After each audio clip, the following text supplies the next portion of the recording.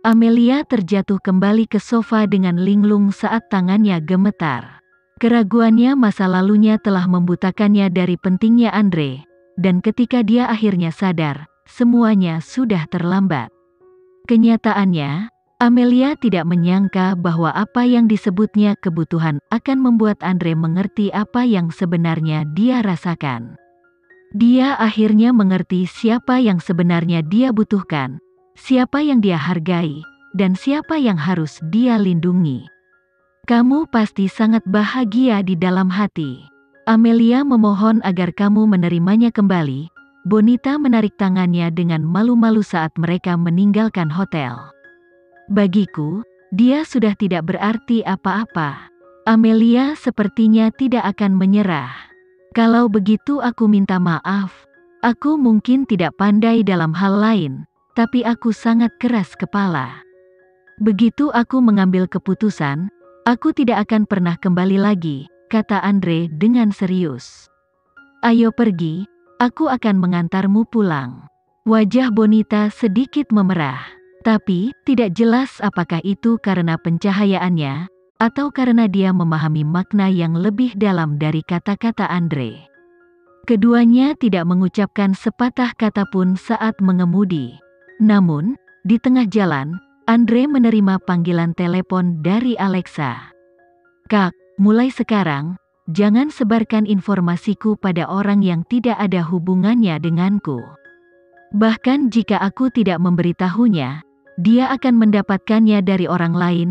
Alexa menjawab dengan tenang, jika Amelia telah menjadi beban bagimu, maka aku akan memastikan bahwa kamu tidak akan pernah melihatnya lagi.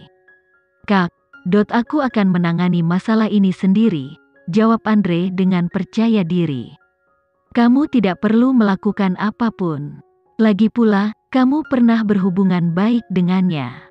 Aku tahu apa yang harus dilakukan. Aku hanya berharap dia tidak berlebihan. Apakah Bonita ada di sampingmu? Alexa bertanya. Ya, dia ada di sini, jawab Andre jujur. Karena kamu tidak ingin aku terlibat, maka lindungi Bonita dengan baik. Dia bukan dari industri hiburan. Jangan memaksa dia membayar untuk sesuatu yang dia bukan bagiannya, kata Alexa dengan makna yang lebih dalam. Tidak penting lagi bahwa Amelia hebat dalam pekerjaannya, dan telah berkorban banyak untuk Andre di masa lalu. Menurutku Amelia tidak akan bertindak sejauh itu. Tapi, terkadang, wanita rela melakukan apa saja jika menyangkut cinta. Saat Andre dan Bonita kembali ke rumahnya Bonita, mereka menemukan kakek Sucipto dan Dion sedang duduk di sofa di ruang tamu. Dion awalnya ingin melampiaskan amarahnya pada putrinya, namun sayangnya, pria yang duduk di sebelahnya jauh lebih kuat darinya. Bonita ingin tersenyum, tapi terlalu takut untuk tersenyum. Sementara itu, mengetahui bahwa kakeknya ada di sekitar, Andre merasa yakin bahwa Bonita akan aman. Pulanglah, jangan khawatirkan aku. Jika terjadi sesuatu, aku akan meneleponmu dan Alexa. Andre menganggukkan kepalanya dan meninggalkan rumah Bonita, setelah memberikan salam kepada kakek Sucipto. Adapun Bonita, dia langsung menuju kamar tidurnya setelah menyapa ayah dan kakeknya. Namun, saat memasuki kamarnya, dia berteriak ketika menemukan boneka yang biasanya ada di tempat tidurnya telah terkoyak dan tergeletak di lantai.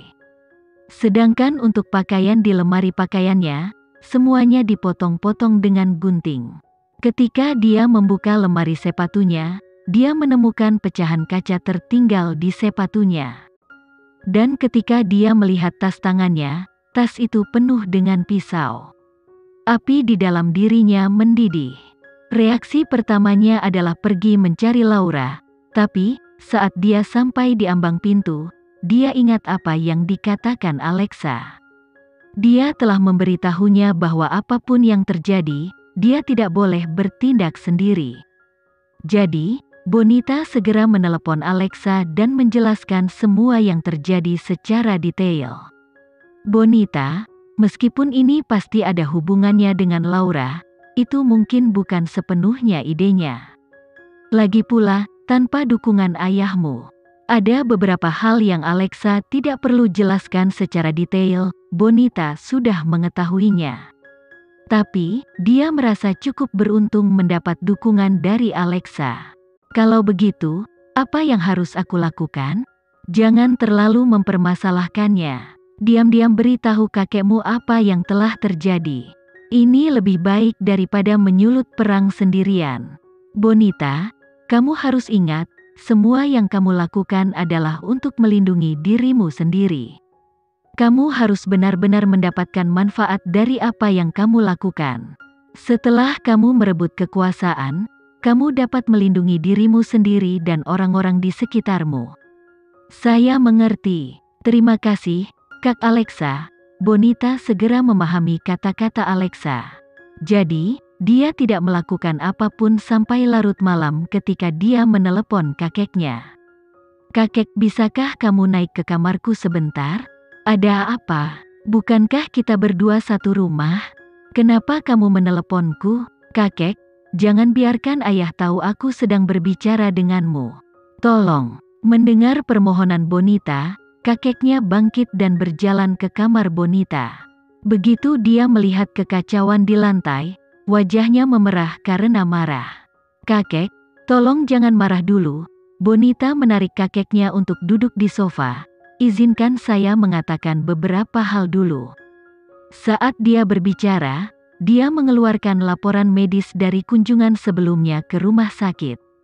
Begitu kakeknya melihat laporan itu, dia terkejut. Apakah ini semua disebabkan oleh makhluk yang kamu sebut ayah? Meskipun Andre telah menjelaskan kepadanya bahwa Bonita menderita kekerasan, dia tidak menyangka akan menjadi ekstrim seperti ini. Sejak wanita itu menikah dengan keluarganya, keadaan ayah menjadi semakin buruk. Sampah, sungguh binatang yang luar biasa, teriak kakek Sucipto. Jangan takut, Bonita, kakek akan membelamu. Kakek, yang benar-benar aku takuti adalah kenyataan bahwa wanita itu telah menyihir ayahku agar tidak lagi mengakui keberadaan kami. Tidak mungkin dia membiarkan keluarga Pandebayang hidup damai. Kakeknya berpikir sejenak dan akhirnya mencemooh. Saya tidak pernah secara resmi mengumumkan bahwa saya akan menyerahkan perusahaan Jaya Abadi kepada ayahmu. Kakek punya rencana, besok, saya akan menggabungkan bagianmu dengan milik ibumu, dan menempatkan semuanya atas namamu. Setelah itu, kamu akan memiliki lebih banyak bagian daripada monster itu.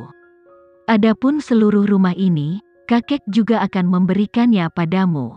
Apakah ini berarti dia berhak mengusir Laura?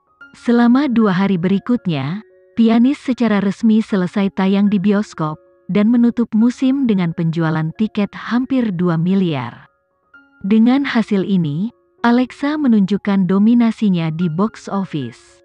Dikombinasikan dengan hasil dari Stupid, dia secara resmi dikenal sebagai Ratu Box Office. 1 Stupid dan 1 Pianis sudah cukup untuk memantapkan fondasinya sebagai aktris hebat. Bahkan jika dia tidak menerima penghargaan Adipurna, dia sudah dipandang sebagai pendatang baru terbaik di mata semua orang. Tentu saja, persaingan untuk penghargaan Adipurna tetap sengit seperti biasanya. Akibatnya, penggemar Laura memfitnah Alexa, mengklaim bahwa hasilnya pasti dipengaruhi oleh kakek Atala dalam beberapa hal. Lagi pula, tidak ada seorang pun yang mau menerima bahwa idolanya tidak bisa dibandingkan dengan orang lain. Meskipun Laura tidak memiliki kepribadian yang baik, aktingnya tidak dapat disangkal bagus, jadi wajar jika para penggemarnya merasa kesal. Jika orang lain menerima penghargaan itu, aku tidak akan keberatan. Tapi, jika itu Alexa, tidak mungkin aku bisa menerimanya. Lagi pula, akting Alexa dan Laura praktis berada pada level yang sama. Penghargaan ini semakin buruk setiap tahunnya. Ini jelas dicurangi. Selama beberapa hari berikutnya, ada banyak diskusi tentang siapa yang akan menjadi pemenang penghargaan Adipurna. Bagaimanapun, tahun ini memiliki ketegangan paling besar dan persaingan sangat ketat. Publik sepertinya sudah terbiasa berharap bahwa kapanpun Alexa terlibat, pasti ada pertunjukan yang bagus. Tapi, bagaimana mungkin seorang aktris yang mengumumkan pengunduran dirinya layak mendapatkan penghargaan? Saya merasa memberikan penghargaan kepada seseorang yang telah mundur adalah sebuah olok-olok bagi mereka yang gigih. Saya tidak punya komentar mengenai keputusannya untuk mundur. Bagaimanapun juga, setiap orang punya hak untuk menentukan pilihannya sendiri. Tapi kalau soal penghargaan, itu harus diberikan kepada seseorang yang serius dan pekerja keras.